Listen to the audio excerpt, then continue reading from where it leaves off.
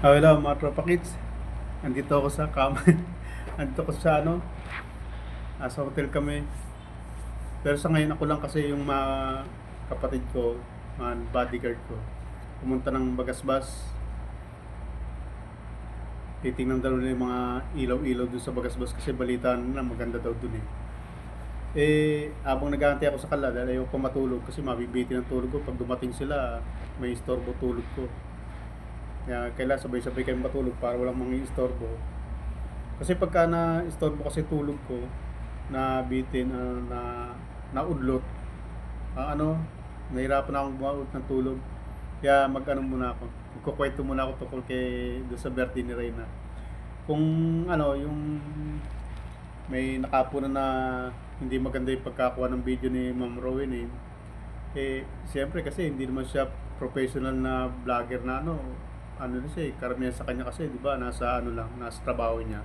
Hindi siya marunong masyadong Ako hindi rin. Kaya inasa ko naman sa kanila. Tapos, yan. Di ba sabi nga namin sa inyo, hindi naman kami mga professional. Alam niyo naman yan eh. Kaya kung may mga hindi natuwa, pagpasensya na't yun ang nakayanan eh. Tapos ginawa namin ang kaya namin. Nandito kami na walang halong kaplastikan kung ano yung kaya namin gawin. O yun lang, hanggang dun lang. Pero masaya. Tapos kung may makapunan na konti ang tao, kasi alam niyo naman dito, yung mga supporters ni Reyna malayo karamihan, malayo sa dait. Tsaka alanganing araw ngayon, karamihan yung iba may mga event pa sa school. Pamilya ko hindi ko na isama kasi dapat bukod sa mga kapatid ko, kasama ko pa yung mag-ina ko. Kaso may event din sa school eh. Tatanggap ng award. Pinagsend sa akin ng picture. Nakatanggap naman ng award, tapos may honor naman yun. Nasa section 1 kasi yun eh. Tapos, ayun, bukod sa nasa section 1, may mga award na may honor pa. Grade 5. Pinauwi na nga ako kaso sabi ko hindi pa pwede kasi may event pa bukas sa ribbon cutting. Kaya nag-check-in muna kami sa hotel, dito ako matutulog. Tapos yung sinasabi na na hindi raw maganda, kukunti ang tao, okay lang yun. Importante naman kasi mairaos ang birthday alam mo naman walang plano kasi di ba ang mga sponsor nasa ibang bansa. Tapos yung dumating dito, sila Ma'am Rowena, kami nasa ibang lugar. Kumbaga sa is nairaos namin. Importante, kumpleto yung pamilya niya. Si Lola Josepina, si Tatay Nestor, si Melanie, mga anak, mga pamangkin, mga kamag-anak. Para sa kanila naman talaga yan eh. Sa atin mga supporters support lang naman tayo. Hindi naman tayo naghahanap na maging maging present tayo sa lugar na yon. Hindi naman natin hahanapin sa mga kasama natin yun kasi, di ba, tayo mga supporters ni Reyna, mga viewers, may kanya-kanyang mga malayong lugar din naman na malayo dito sa diet. Kaya natural yon. Pero importante to, nandun yung pamilya ni Reyna at yung ibang sponsors naman na meron yung isang sponsor na taga Netherlands pa, hindi ko na banggitin kung sino, nataon na nandito siya, kaya nagpunta siya, di ba? Tapos kami, nagkataon na may pagkakataon kami pumunta. Kaya nandito kami, yung walang pagkakataon pumunta, yan ang gagawin natin. Bakit maghahanap tayo ng daming tao? At saka kung napansin nyo, naganda naman. Kukunti nga lang dumating, pero kumpleto yung lamesa. Halos puno nga ng mga baso, ng mga kutsara. Basta nakaprepare yung kung sino dumating, di nakaprepare yung ibig sabihin hindi hindi kakapusin. Ibig sabihin may nakalaan naman ng pagkain, lamesa, nandiyan para sa kung sino darating. Nagkataong kukonti dumalo, kukonti nakarating, at least mas mabuti nga yung sumobra kaysa naman kulangin, di ba? At saka okay yung birthday. Masaya yung bata. Alam mo naman si Reyna, hindi naman maghahanap yan. Hindi naman naghahanap ng magabong berde yan. Alam mo naman yung bata na yan eh, kung anong meron, masaya na yan. Kilala naman natin si Reyna, di ba? Hindi naman nagdi-demand yan na gusto niya ganito, gusto niya ganon. Kaya lang yung kotse. Doon ako sa kotse kasi yun ang gusto niya eh, ang gagawin natin. Kita mo? Pero yung sabihin niyang mag-arbong birthday, wala. Ang wish niya, kotse. Pero yung mag-arbong birthday, hindi niya hinangad yun. Basta importante, nandyan siya, nandyan ang pamilya niya. May nagkasikaso. Huwag niyo nang huwag niyo nang hanapin na huwag na tayong maghanap ng magandang mangakuha ng camera, magandang basta kung huwag niyo nang kasi alam niyo naman na di ba? Galing sa ibang bansa, walang preparasyon, walang ganong preparasyon kasi nga 'di ba? Kumbaga iniraos lang talaga na pero successful naman. Wala namang palpak doon, wala namang sablay. Okay 'yun. Yung sa mga angulo ng camera talaga kasi walang edit yun, live yun eh. Hindi tulad sa ibang mga vlogger na nakakapag-edit pa, may panahon pa mag-edit. May mga professional na cameraman, may nagba-vlog, may nagka-camera. Tapos may mga editor sila. Kami wala. Hindi kami ganun ka-professional. Kaya sana, huwag niyo naman kaming hanapan ng ganun ka-pulido na trabaho. Dahil hindi nga kami professional mga vlogger. Ako nga hindi nga ako makapag kita mo wala akong masyadong kuha. Yung kuha ko para sa akin, sa sarili ko lang. Pero yung sabihin mong i-live ko, wala. I-upload ko na baka sakaling meron kasi kahit pa nakikuha din ako, hindi ko pa nga nakikita eh. Teka, sandali lang, tingnan natin mga Para namin tulog ka eh. Sigano ko. Pa-vlog ka? Oo, para may mapanood ko. Andito na sila. Lalabas kami. Lalabas pa raw. Bibilin pa. Bibili na kami ng mainom. Tapos bilhin niyo ako ng tubig ha. Chichirya? Oo. Chichirya? Oo, kahit kung anong mabili niyo. Gatos? Kahit ano. Iinom kaya? Bidit eh. Isang bote na ako. Ay, nakatagay pala. Tapos inom pa raw sila. Ito mo. Ayan. Nandito kami sa hotel ngayon. Bukas, baka makauwi na rin bukas. Kasi baka balak pa lang pumunta ng Camarines Sur. Sa lugar namin, sa Bicol. Kasi Camarines Sur kami. Nasa norte kami ngayon. Nakiray na kami. Ayan. Yun nga. Maganda yung birthday. Huwag na kayong alam ko, darating ang panahon, baka bukas o sa makalawa, pupunahin niya ng mga sisilipin yan, gano'n.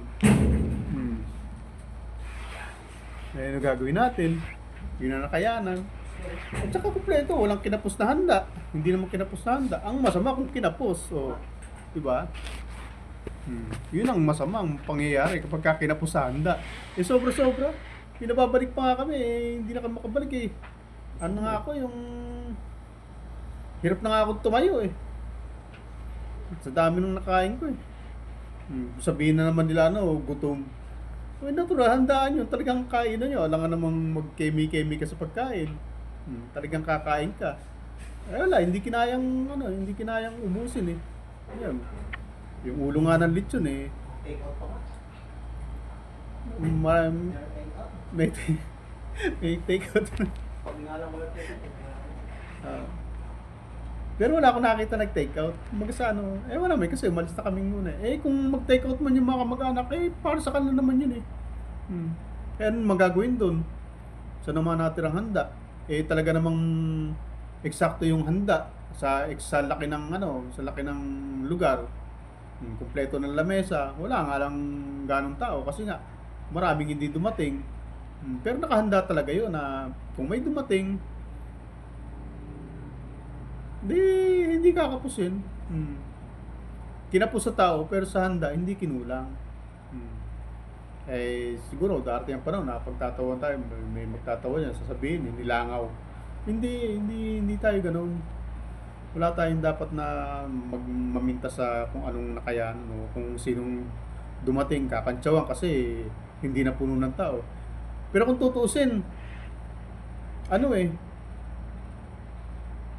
naka-ready yun para sa mga ano, malay mo, biglang, kasi maraming kaibigan si Reyna, di ba? Yung K-Boys, di ba? Sa Kalingap, di ba? Marami siyang kakilala sa Kalingap.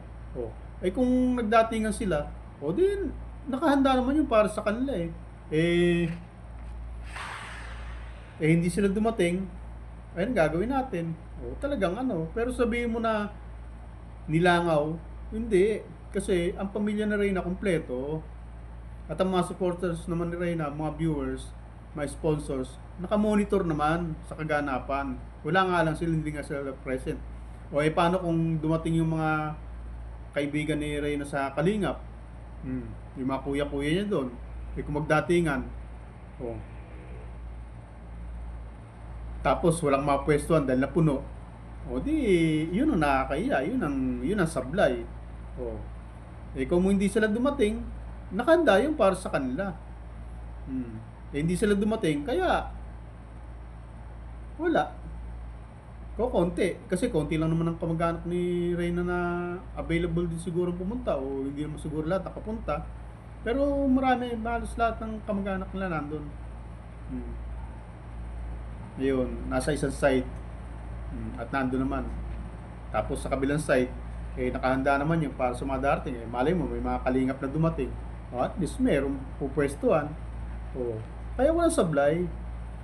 Kaya wag yung punahin na sabihin nyo nilangaw kasi walang dumalo. Eh kasalanan ba natin na walang dumalo? Pero pinagandaan natin sila. Kung sa ano, naganda kami para sa kanila kung dadalo sila. Eh hindi sila dumalo. O ayan, gagawin natin. Anong sablay doon? Wala. Successful. Hindi nga ganun kagarbo.